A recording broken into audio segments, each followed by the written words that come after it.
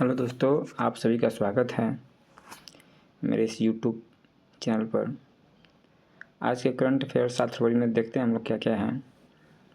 National में है कि सेंट्रल गवर्नमेंट ने जो खाद्य पदार्थों पर जो भ्रामक जानकारियाँ दी जाती हैं उसको देखने के लिए चिराग पासवान की अध्यक्षता में एक कमेटी बनाई है। यह मुख्य रूप से यह देखेगी कि किस तरह से इस पर जो लेबलिंग किया जाता है, प्रोडक्ट का नाम क्या है, उसमें कौन से इंग्रेडिएंट्स डाला गया है, वितरक का नाम क्या है, पता क्या है। उस पर आजकल बहुत सारा झूठी और भ्रामक जानकारी दे दी जाती है।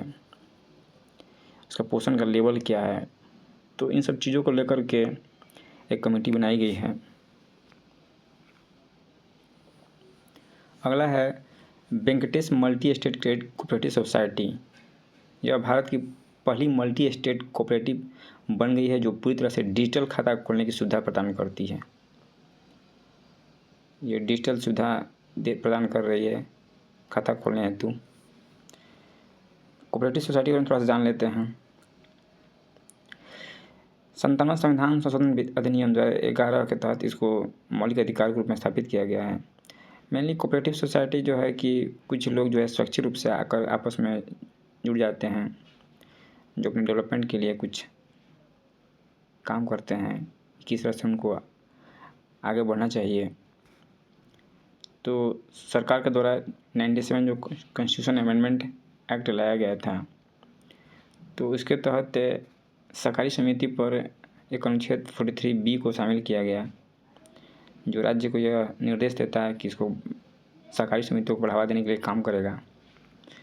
और भाग 9th B भी जोड़ा गया, जिसमें आर्टिकल 243ZH से लेकर 243ZT तक सहकारी समितियों के बारे में बताया गया है। आगे है कि भारत जो है 2027 में चंद्रयान 4 मिशन लॉन्च करने वाला है। इसका प्रमुख उद्देश्य ये होगा कि वहाँ जाकर पे चंद्रमा की सतह का जो नमूने होते हैं, चट्टान, मिट्टी, धूल, उनको एकत्रित करके ये पृथ्वी पर वापस लाएगा। इसके लिए हो सकता है कि अलग अलग रॉकेट छोड़ने की आवश्यकता होगी, तो इसके लिए तमिलनाडु के तूतीकुरन जिले में एक प्रक्षेपण स्थल भी तैयार किया जा रहा है। इसरो का स्थापना जानते होंगे आप लोग, 1969 में किया गया था। हाँ, चंद्रयान 1, 2, 3 और ये इसके बारे में जान लेते हैं। चंद्रयान 1 को 2008 में छोड़ा गया था, लॉन्च किया गया था। उस समय इसका मेन मकसद था कि इसके ऑर्बिट में रह करके चंद्रमा का 3D मानचित्र को तैयार करना, और मेन रूप से चंद्रमा पे पानी का पता लगाना भी, ये भी था उसका एक टारगेट।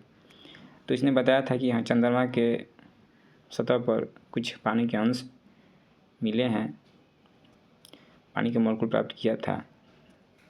चंद्रयान 2 जो छोड़ा गया था, ये मिशन तो फेल हो चुका था, क्योंकि इसे सॉफ्ट लैंडिंग करवाना था, लेकिन हार्ड लैंडिंग हुआ था इसका, तो ये मिशन फेल था। चंद्रयान 3 सक्सेसफुल था। 2023 में यह मिशन सक्सेसफुल हो गया था। इसमें एक जो लैंडर था विक्रम साराभाई के नाम पर रखा गया था इसको, और इसका रोवर प्रज्ञान ये अभी भी काम कर रहे हैं। और ये मुख्यतः जो चंद्रमा का दक्षिणी ध्रुव था उस पर यह उस एरिया में लैंड किया था। और भारत दुनिया का चौथा देश बन चुका था और पहला ऐसा देश बन चुका था जिसने दक्षिणी ध्रुव पर चंद्रमा के सतह पर किसी यान को लैंड करवाया था। तो चंद्रयान 4 भी लॉन्च किया जाएगा। आगे है गगनयान। गगनयान मिशन भी अगले साल भेजा जाएगा। इसके अंतर्गत जो पृथ्वी की जो अंतरिक्ष निचली कक्षा है उसमें अंतरिक्ष यात्री को भेजा जाएगा, उसे वापस फिर पृथ्वी पर वापस बुलाया जाएगा। तो गगनयान मिशन, इसके साथ ही भारत 2026 में समुद्रयान मिशन भी लॉन्च करेगा। इसके जरिए भारत पनडुब्बी के जरिए महासागर की 6000 मीटर गहराई तक ये भेजा जाएगा। और यह मिशन मुख्य रूप से इसमें यह रहेगा कि किस तरह से सागर में खनिज जो है, जो मेटल्स मिलते हैं और जो बायोडाइवर्सिटी है उसको खोजा जाएगा। जिससे देश की आर्थिक तरक्की हो सके उसमें। अगला है Pinaka multiple rocket launch system के लिए जो सरकार है रक्षा मंत्रालय वह 10,144 करोड़ रुपए की भारत इलेक्ट्रॉनिक्स लिमिटेड के साथ अनुबंध पर साइन किया है। पिनाका एक मल्टी बैरल रॉकेट लॉन्चर है दोस्तों।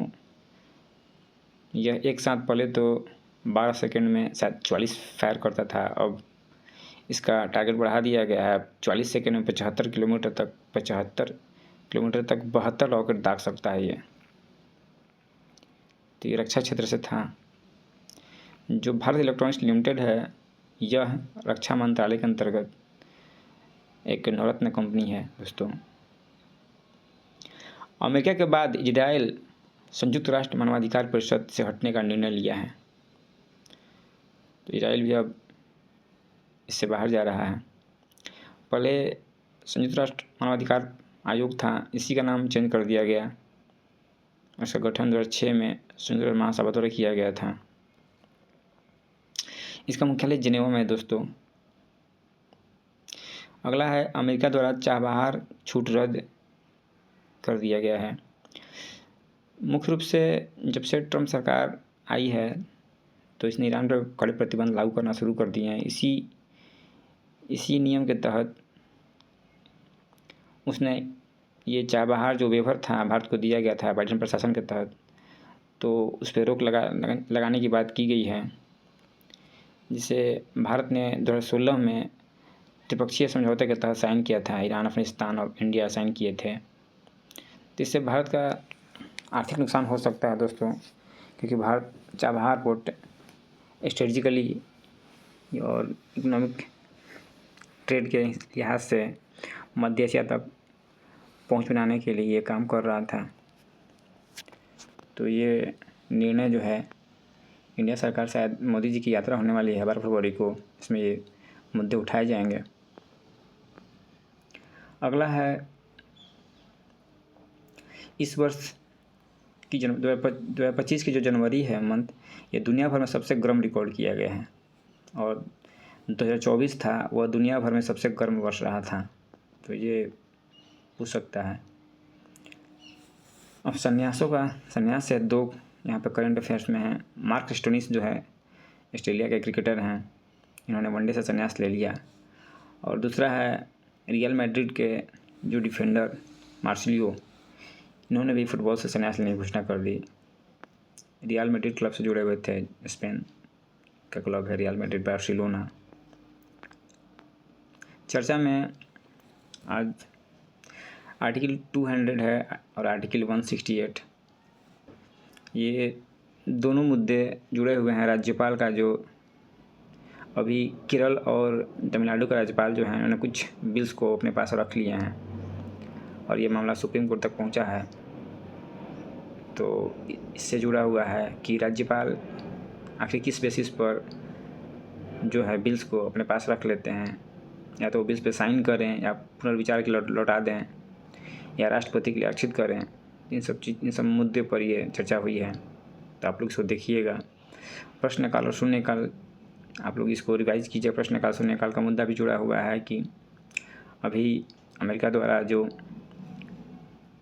इलीगली रूप से जो माइग्रेंट्स वहाँ पहुँचे थे डंकी रूट से, या जिनका वीज़ा ख़त्म हो गया था, तो उन लोगों को इंडिया में डिपोर्ट किया गया है, जो 104 भारतीय हैं।